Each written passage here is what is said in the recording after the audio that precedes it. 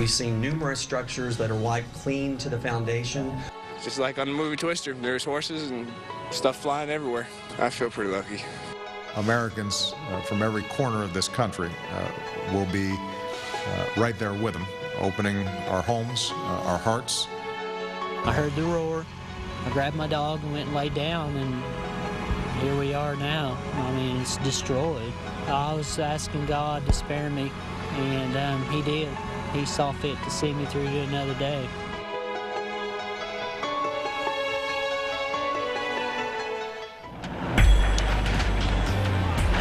And we will rebuild. That is the word tonight coming from Oklahoma's governor and hundreds of tornado victims here in Moore, Oklahoma. We are live here tonight in Moore, and good evening. Thank you so much for joining us. Tonight, the search for survivors and the deceased is coming to a close. However, a Moore's fire chief says every home is going to be searched at least 3 times just to be sure.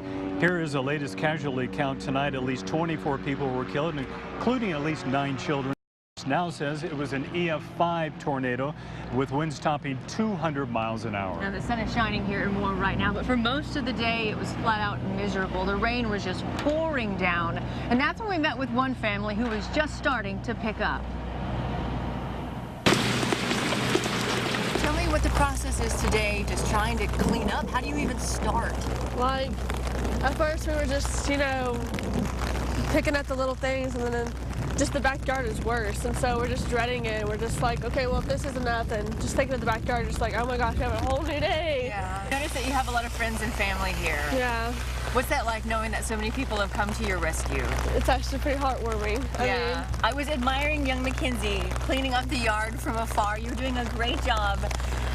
It's just overwhelming to see how many people just jump in and just do their best to save what's important to them. Yeah, definitely. It's just, I mean, I'm very blessed that our house didn't get destroyed, but you know, it's crazy. You have friends that's lost their house. I've had friends that's lost my house, and I'm just, you know, my prayers go out to them. I'm just like, it's crazy. Monica Staggs and her family have lived in that home for about 11 years, and a heartfelt thank you to them for taking just a few minutes today to chat with us. So many stories of help and heroism here in Moore after the twister yesterday. A Moore pastor captured video of the twister right before it slammed into the movie theater here in Moore. He took shelter with his son-in-law, who's from Green Country. Then they ended up saving some lives yesterday. Channel 8's Caitlin Alexander takes us to some of the worst destruction where Tulsans are already hard at work. The roof is entirely gone from this building that used to be a title company. And this is where that family from Powerhouse Church rode out the storm. Imagine coming up to this door and just looking out this way. Everything in line of view is a funnel coming directly your way. I'm going to share a little bit of what happened in the storm, because it was just incredible how it all set up. Set up with a funnel nearly as wide as his phone will allow Pastor Larry Hutchinson to film, and barreling directly at the title company where his loved ones took shelter. We could see the circulation, the rotation, and then you hear a guy say on there, guys, I think it's time that we wrap this thing up. Let's get down there in the cellar. At his side, his father-in-law Sam, in town from Berry Hill for a granddaughter's 6th grade graduation, or possibly for some larger plan. God has the big picture. I don't. A family friend recommended the cellar of the building near Warren Theater, an area completely pummeled. They helped pull 17 people from the rubble of a clinic just next door. The church a few blocks away without power, but they're already readying to continue the help, gathering supplies with the help of Foundation's church in Tulsa to open its doors to those in need. Because whether physically wading through the rubble or staying on in the aftermath, Green Country will not abandon Moore. Your church will help you, whether you belong to it or not. Your church is here to serve you. And Foundation's Church is taking donations to bring here to Moore. They're located off I-44 and Yale. They have enough food, they say, but they are taking things like diapers, also feminine hygiene products, toothpaste and toothbrushes. They'll be taking those donations until 7 o'clock tonight. Yeah, it's just one example of so many people and organizations here in Moore helping out. As soon as we landed in Moore this morning, we found the command post for the donations that are coming in and going out. It's at the Home Depot parking lot at 19th, right off of I-35. The American Legion out of Tulsa is here. They were unloading their trailer full of water and a lot of food there for the first responders. The American Legion has committed more than $1 million to the disaster area to help veterans. We spent all last night getting our truck out here and bringing this stuff together so we could help with the disaster area. And in addition, the American Legion's committing $1 million for this community to help veterans and their families. We have a couple programs, and they need to call our 800 number or apply through our local Legion posts or the department headquarters, and they can get grants up to $1,500 to help with expenses, immediate expenses. And it'll probably, if they submit the grant, maybe they get the money in 2 or 3 days. It's pretty quick. So the help for veterans is available. It's out there. Yeah. They just need to know. They just need to go to the American Legion, go online, legion.org, or there's an 800 number, and it'll tell you how to get the money, and then we'll follow through as quick as it can. But we have committed $1 million for this disaster area.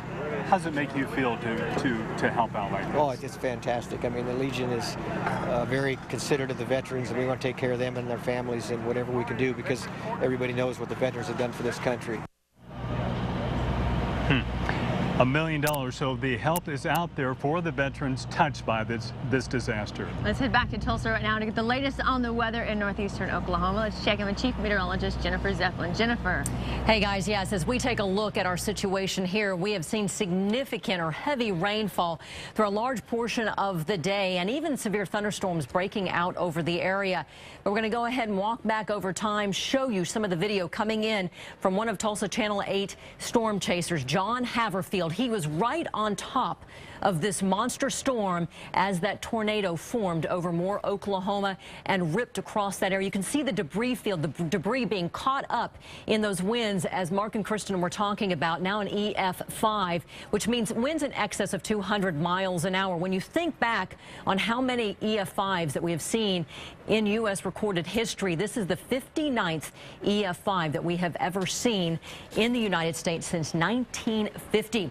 Want to show you this as we take a look at HD Max 8000 back at around 2 o'clock yesterday afternoon. Not a whole lot going on across the state, and then all of a sudden these thunderstorms just started firing up and producing those incredibly large and massive and destructive tornadoes all across eastern Oklahoma.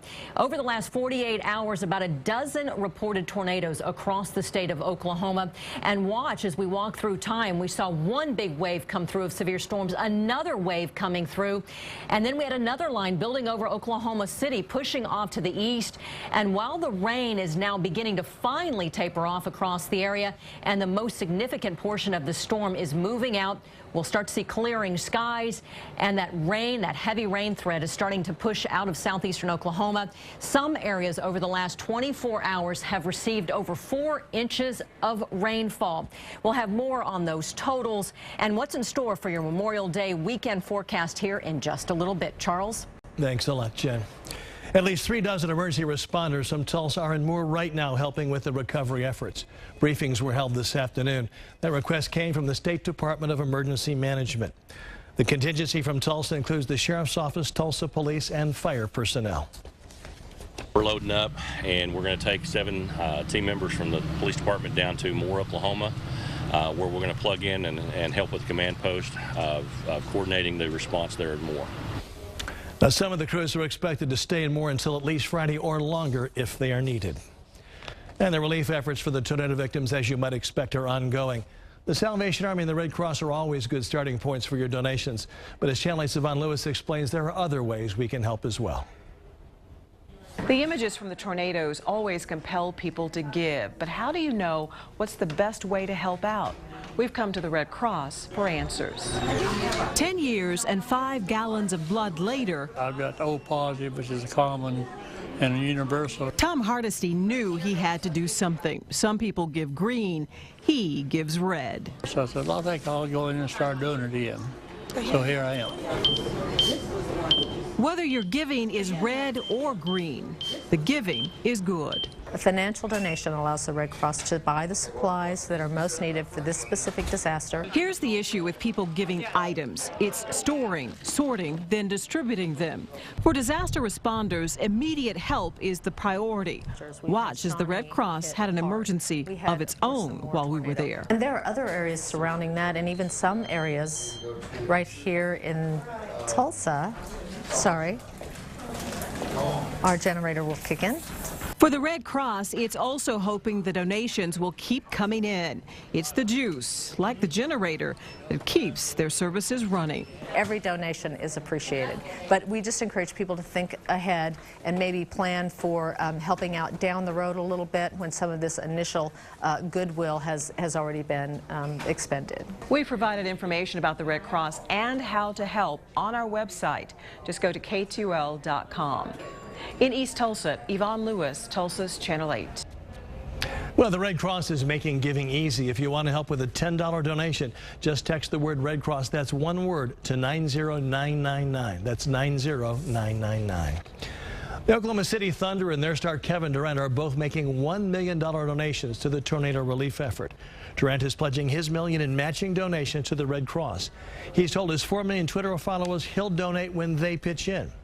Chesapeake Energy also has the naming rights to the Thunder's arena, so they're not going to be outdone. That company is also kicking in $1 million. In addition, Chesapeake is offering trucks, machinery, and workers who can volunteer on company time. Country star Toby Keith is from Moore. He says that town is strong and will persevere. Keith grew up in the area that was hit. He says he remembers riding his bike on some of the very same streets that have been wiped out. Now, casualties at 2 schools and more have parents wondering about the safety of local students. Do those old duck and cover storm drills really work? And should storm shelters be required at all schools? The answers to those questions are coming up next. And after 3 days of severe thunderstorms breaking out over Oklahoma, the severe storm threat is starting to taper off across the state. I'll show you what kind of impact this storm system is going to have on our area here over the next couple of days. There are many injured people in Moore who need blood to help them recover from their injuries. Fortunately, the blood supply has been sufficient so far. The Oklahoma Blood Institute is providing all the blood for all the hospitals in that area, but they want to be ready if more is needed. So they're now looking for more donors, especially donors with O negative and RH negative blood. Anyone who's over 16 years of age and in good health can help out. Their office is on 81st Street, just west of Yale. Let's head back to Kristen and Moore for the very latest live on the tornado scene. Kristen? Thank you, Charles. You know, people all over the world are reaching out to help the victims here in Moore.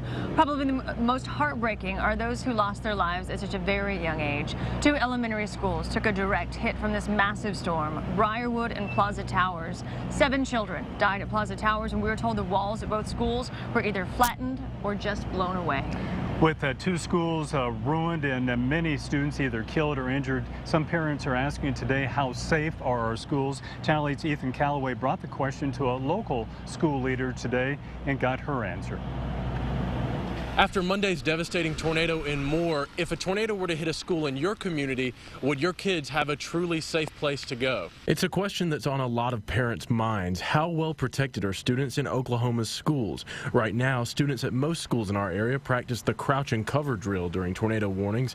Bonnie Rogers with Jenks Public Schools says they're no exception and that installing an underground storm shelter would be impossible. The city is too prone to flooding for underground structures.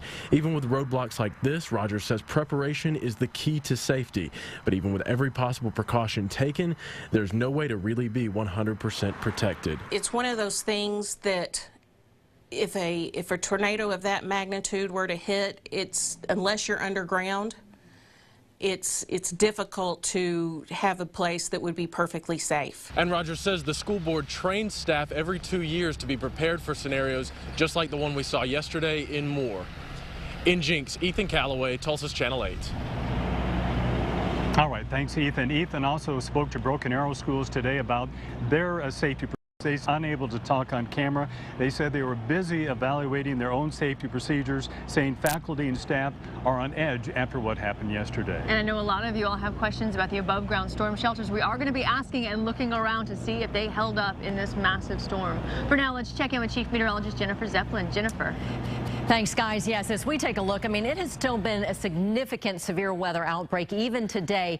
Not the tornadic outbreak that we've been dealing with over the last couple of days, but still significant rain moving across the area. Here's one of our storm chasers, Tommy Stroud, that was out around Muskogee earlier today. Significant heavy rainfall. This area receiving anywhere up to about 4 to maybe 5 inches of rain in the last 24 hours. The grounds are saturated, but the rain is starting to move out and the system is leaving Oklahoma. Finally, after about 72 hours of severe thunderstorms breaking out across the area, we take a look at HD Max 8000 right now. One wave after another impacting the state. Line after line of tornadoes developing across the area. Really, over the last 2 days, we are probably looking at about a dozen tornadoes developing in these storms that formed across the area. The most significant around Shawnee and Moore, Oklahoma. EF4 to EF5s being reported across the state. As we take a look at what is going on right now, though, the biggest pocket of severe thunderstorm activity is down across northeastern Texas into Arkansas and moving into Louisiana. So over the Arklatex region off to the east of Dallas, that's where the severe weather threat's going to be, with tornadoes, severe thunderstorms producing hail, lightning, gusty winds. And notice that we are now just on the backside of this storm system. Very light rain continuing over parts of Tahlequah, but Tulsa, we are in the all clear. Overcast right now, but the clouds should slowly begin to break apart here over the next 24 hours or so. Sunshine returning to the area, so much calmer, quieter conditions moving into green country. Light rain, though, stretching from Stillwell to Sallisaw. The heaviest stuff into eastern or western parts of Arkansas right now. Fort Smith looking at some good moderate rainfall. Lighter rain now in Poto, Tallahena. And then as we travel down to the south, we are still looking at the concerns because the grounds are saturated for some flooding, but overall this should be improving here over the next several hours. But as I said, some of these spots receiving so much rainfall that it is just tremendous over the last several months. Significant rains over southeastern Oklahoma. That severe weather threat pushing into Texarkana, right along Interstate 30, so the threat is moving out of the state. Look at how this system has impacted our temperatures today. Right now, we're sitting in the 50s and 60s. Some areas that are looking at much drier air bumped the temperatures back up to 70 there in Ponca City, 67 in Stillwater. Looking from our Creek Nation casino cam, looking at several of the views right now from Okmulgee to Bristow, even Eufaula. We're still looking at plenty of cloud cover around. It is muggy outside. We are looking at 96% humidity. Winds are beginning to shift somewhat from the northwest, so some drier air moving into the region, and that's going to take hold here over the next 24 to 48 hours. As that system moves out, we may see a little bit of cloud cover in the morning with lows in the 50s. Then we're going to bump those temperatures up into the 80s, so some relief moving in. However, as another little kicker back to the west, may keep the chance for showers and storms back in the forecast here for the next 8-day, but no significant severe weather expected across the area. Just slight chances for some late day showers and thunderstorms due to the heating across the area. And notice really what ends up happening to our temperatures. They just slowly keep climbing over the next several days, closing in on close to 90 degrees as we head into Monday. So Memorial Day, we are looking at a little drier conditions. Memorial Day shaping up to be a nice one across the area, just a hot one for sure. That's a relief. Yes, it is. Thanks so much, Jen. When we come back, Channel 8 returns live to more for a recap of today's events, plus more in this unbelievable scene coming up.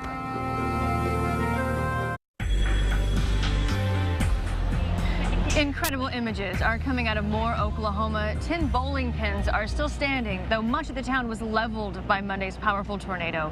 At least 24 people were killed, including 9 children. The tornado was estimated to be at least 2 miles wide at one point as it moved through Moore. Again, the National Weather Service is now calling it an EF5, with winds topping 200 miles an hour. That is incredible. It's good to see so many organizations stepping forward to help out. We've compiled all those places in one place. Just go to our website, KTUL.com. Red Cross is also making it very easy for you. You can make a $10 donation by texting the word Red Cross to the number 90999. Again, that text is just the word Red Cross to the number 90999. Earlier today, the Governor Fallon, mentioned this is the most horrific disaster the state has ever seen, but she followed up by saying, we will overcome. And about an hour and a half ago, I talked to Lieutenant Governor Tom Lamb, and I asked him, What do the people need the most right now? Without a blink, he said, they need prayer. And they have good spirits right now and lots of will. I spoke with one group, and they said they have lived here for the past 14 plus years, so they have lived here and more for the past 3 tornadoes that went through this town. I said, there comes a point where you have to question, is it time to leave? And they said, no way. Families here, this is a community. Whenever anything happens, everyone comes together and it all works out. They come together to survive this. And right now the sun is out after another gloomy day. Beautiful out here right now. That's our news tonight. Thanks for watching. Wheel Fortune is up next. We'll see you at 10 o'clock, back here live for more.